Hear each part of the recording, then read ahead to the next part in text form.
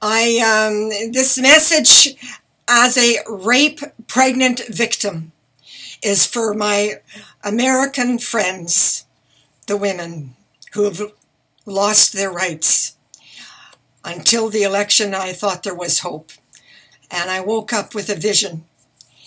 And I need to put this out there. It's a story that I most often don't even remember. It's blocked, the trauma. It's blocked in my memory consciously because I can't live with some of these memories on a daily basis.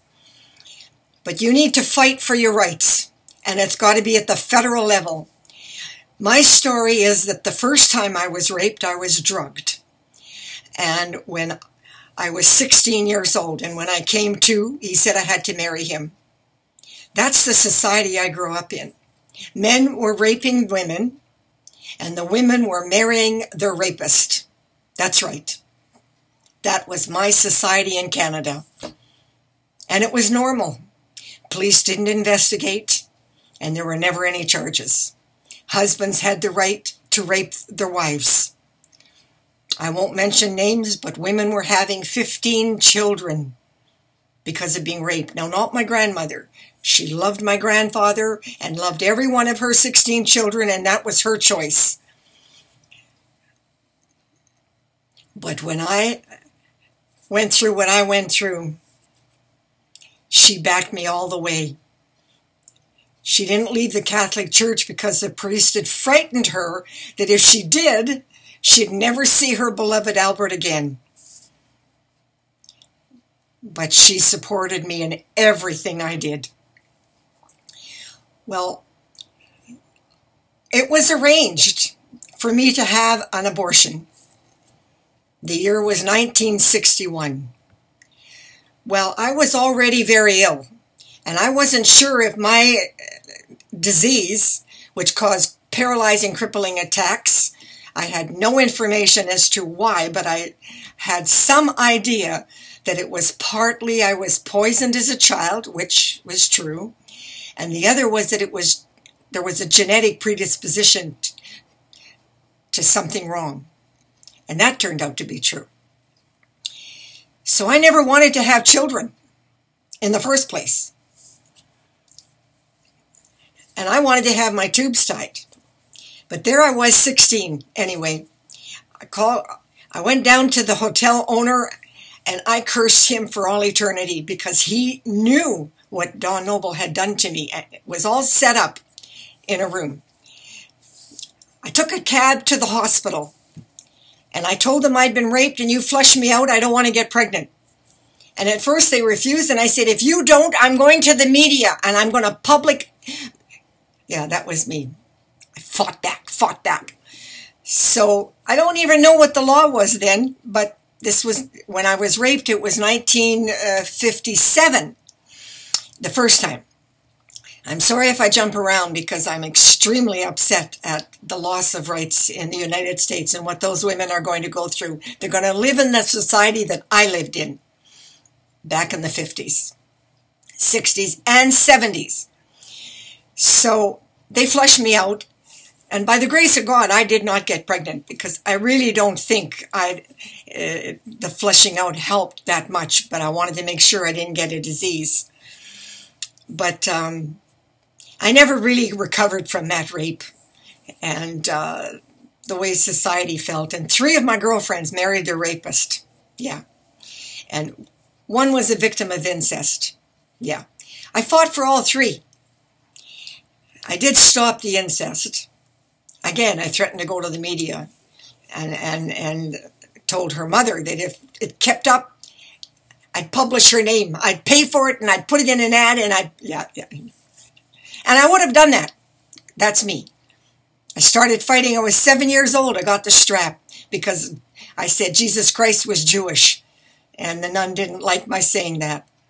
Well, I called the bishop and I fought and I got a public apology at the Sudbury Arena. Yeah. Don't ever give in. But getting back to rape. When I got raped the second time, I got pregnant. And I decided against the abortion because What if it crippled me and I was in a wheelchair the rest of my life? I already had a condition that paralyzed me, and I took these paralyzing attacks. So I turned that down. But two Arabs from Lebanon came to my rescue, and they knew a lot about how diet and exercise to treat pregnant women, and they took care of me. And they also, the rapist, his wife wanted the child, and I said, "Are you kidding me? Go yourself. There's no way I want a child raised in your environment. He's immoral, he's a gambler, and he's disgusting. But he's going to support me while I'm pregnant, and he's going to pay for it." And no, that child is going up for adoption. Because my family was abusive, my society was abusive. Why would I want to keep a child in that environment? So no. And I fought 8 months with the Children's Aid because I did not want my child to go to a laborer or a worker.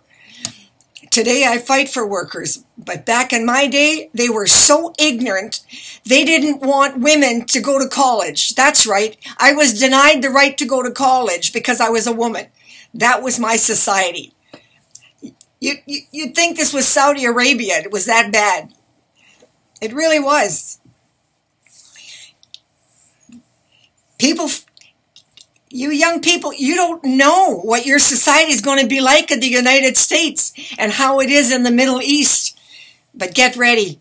But you can fight back. And here's what I did. My child died 3 years later from an autoimmune disorder. And then I fought for the right to have my tubes tied. I didn't have that right. I don't even know what the laws were. But no doctor would do it. No politician cared. So you know what I did? Again, I took to the streets and I made a little placard and I said, I want the right to not have children. That's my body, my choice. And slowly, the Jewish community rallied around me. My boss at the time was Jewish. I forgot I did this. He called his wife and he said, "Trudy's fighting for the right to get her tubes tied. You'll have to come in and do her job." Yeah. And she said, "Oh, Trudy, you're too much." I said, "Why would I want to have children?" I fought for birth control. I fought for the right for an abortion if you had a medical issue or you were raped. But I don't believe, personally, that abortion is a solution to birth control. So here's what I did. I said, we got to go on strike. We don't cook for them and we go celibate. We don't have sex. We fight back. Everyone who's married, every woman who believes that you have the right to choice, fight back. Go celibate. Refuse to date. Refuse to have sex. Refuse to cook for them. I called it going on strike. That's right. And you know what? 1975, I got my tubes tied. And today, women have the right to not have children. They have the right to have children. They have the right to be medically treated with an abortion when it's necessary. They have the right to choice. Yes. And it's at the federal level. You don't give it to each province and each state and some guy who becomes premier decides, oh, I'm going to turn that around. No. But you take to the streets. Yes, Trump is your president. But you go on strike and you fight back, women. You fight for your rights. And don't you ever give up. Because I was 7 years old. And except for real estate fraud, I won everything I fought for. One person can make a difference. So don't give up. And today, I'm going to wear black. I don't have a lot of black, but I'm declaring today a day of mourning. Women have the right to choose. not men, and not government, and not politicians, and not the doctor. Because the doctors in my day, they didn't even care. They were just as bad as the rapists. So that's my message. Today is a day of mourning for women's rights that you have lost. But you can get them back. That's right. Celibacy. Not to be crude, but if you gotta have it that bad, do it yourself. At least you'll know what you're doing and you're getting your own pleasure. Stop them. Stop them all. And never mind that Christian right bullshit. Never mind those damn Muslim bullshit. It's all bullshit. It's just men. That's not what God designed for you. So fight back. You don't get the government you deserve. And you think voting for Trump was a good idea? Well, you'll find out. I'm not saying he's not going to do some good. But women, fight back. You don't ever want to have the society that I grew up in. And my prayers are with you all. I just want to add that I really wanted children, and I don't approve of taking and having children when you have genetic schizophrenia in the family, and Paget disease, and bone disease, and autoimmune disorders. I hope someday society reaches a level where women say, no, I'm going to have my tubes tied and we can adopt. Because there's a lot of wonderful, beautiful children in those orphanages.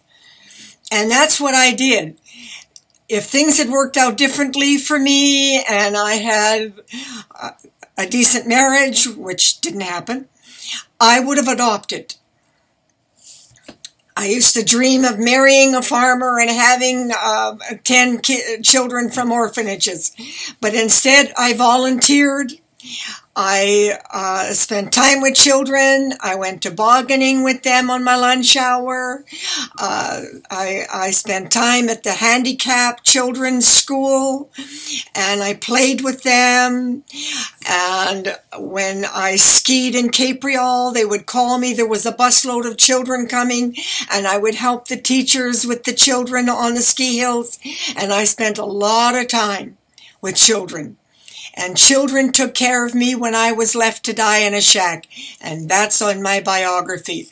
But I just wanted to remind you, you don't always have to have your own flesh and blood, because sometimes your own flesh and blood is not such a good thing. What's wrong with adopting? Nothing. Adopted children are as loving, and maybe more so. And I just wanted to add that.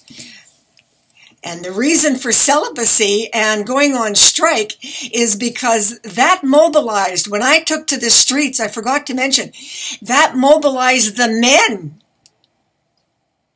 They finally got the message. And instead of sitting back on their couch and saying, well, it's not my problem, it became their problem. That's right. I didn't win alone. The women joined in.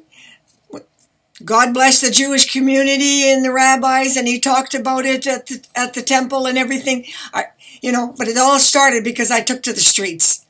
And then the men mobilized. And then the gays joined with me, and the support was incredible. So I just wanted to add that. You can win your rights. But that's the reason why you go on strike. You don't cook, you don't clean, you have to clean, but you do not cater to them, and you go celibate. And the men will then start to mobilize, because it becomes their problem as well as yours. That's right. You got to make it their problem. Okay, I hope that's clear. clear, and I will pray for you all. But writing's not enough, prayer's not enough. Take to the streets and fight back. God bless.